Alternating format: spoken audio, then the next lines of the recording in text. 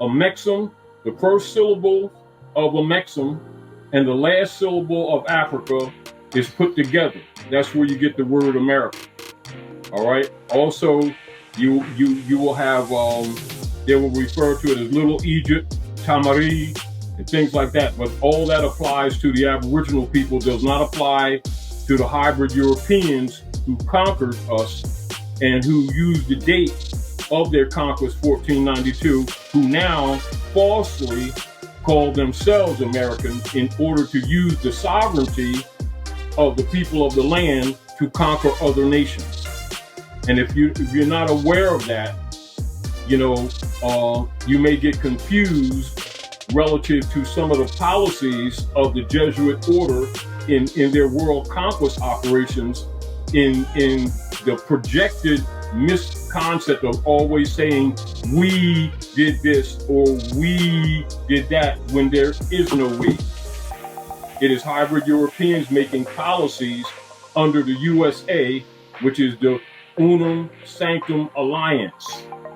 And because the nations of the earth are now starting to actually come together, the Asiatic nations, and particularly a lot of this impetus that's really sparking this new unity is taking place in West Asia. Keep that in mind. West Asia will be misrepresented in reconstructed history as the Middle East. I repeat, West Asia has been told to the people via reconstructed history as Middle East, which is false. Reality, West Asia. However, it is a seed for change on a major scale that now will be affecting the whole area of Midgard. Now, for those of you who have been misled by the hybrid Europeans in their hegemony operations of education, for which they give degrees and put people in debt, these are some of the true ancient names of these same people who have been scattered into these different brands. Now, these are the original names of these peoples: Canaanites,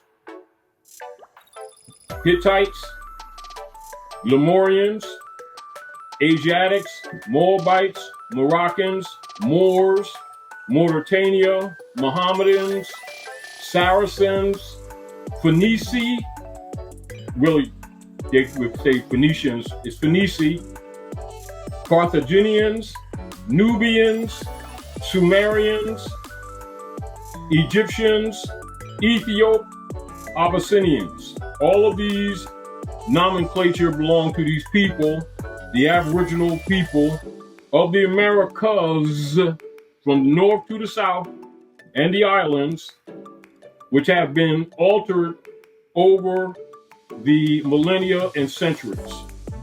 And keep in mind, this is another reason why a lot of restrictions are put on anyone going into the caves of Kentucky and Tennessee.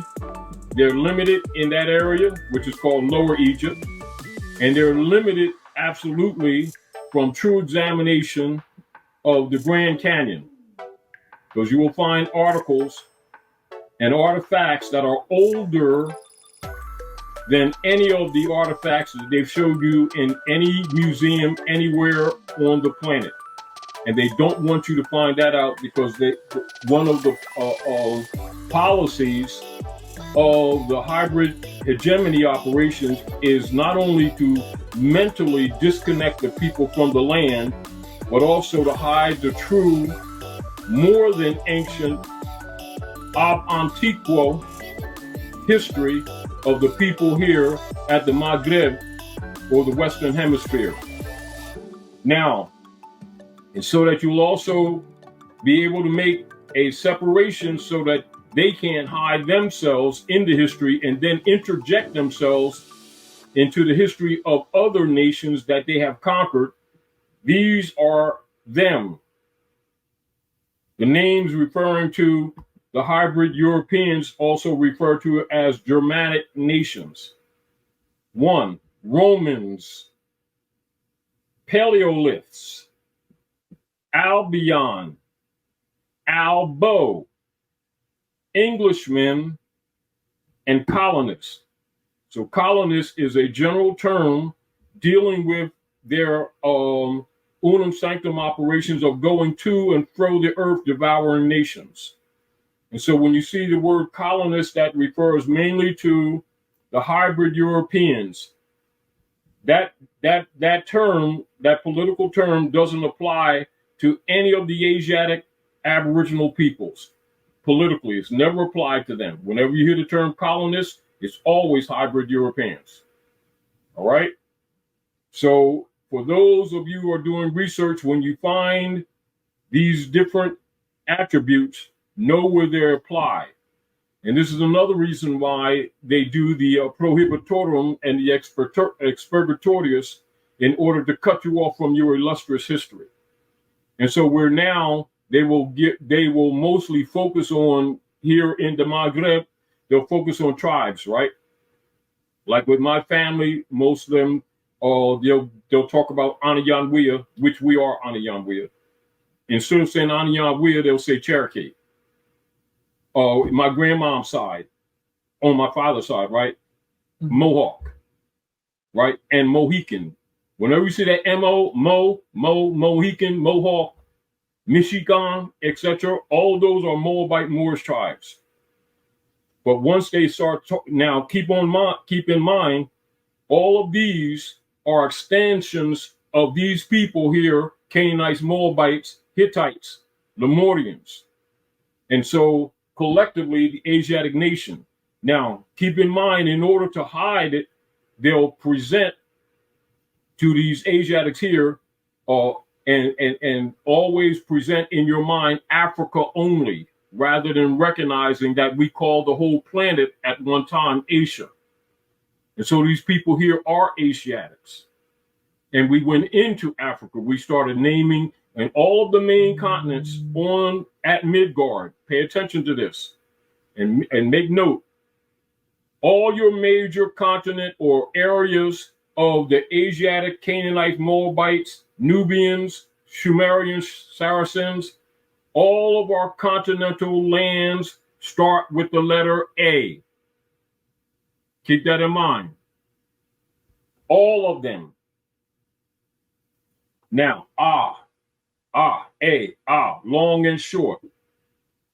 Now, also to help you, I want to go for the hybrids who are operating here at the Maghreb in all their secret societies: Odd Fellows, Grange, Knights of Malta, Knights of Columbus, Kyklos, Ku Klux Klan, etc., Illuminati, etc.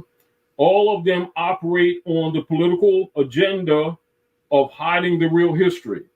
And so let us go to the Senate for the United States Corporation Company, and let's make reference to Senator Henry Berry in reference to the Aboriginal people here, who they've called Indians West. Because remember, one of the reasons why they promoted the Indian game, because they set up the Bureau of Indian Affairs so that those of us who compromised would split off from other tribes, thinking that we would get a benefit. And this is how they also promote schism.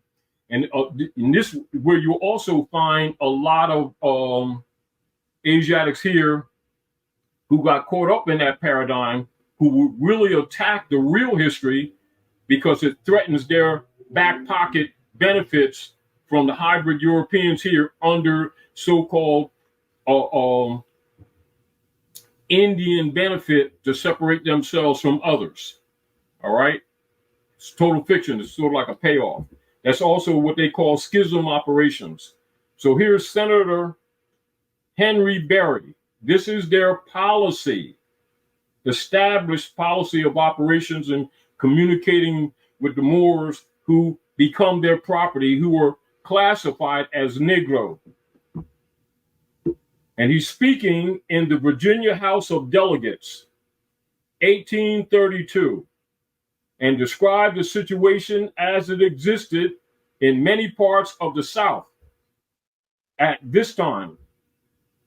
And he stated, "We have, as far as possible, closed every avenue by which light may enter into their minds." That's in reference to the Moorish slaves. If we could extinguish the capacity to see the light, our work would be complete. They would then be on a level with the beasts of the field, and we should be safe. Safe. I am not certain that we would do it if we could find out the process, and that on the plea of necessity. And that's just short, that's not complete, but that's to give you the gist of his statement on the House of Delegates. So when you see the reconstructed concepts that the people have of thinking that they're Negroes and Blacks and Indians, that was by design and is severely, severely protected. This is why all persons in the Senate and the Congress for the United States Corporation Company, including all of the Aboriginal people who they procure, they call them procure,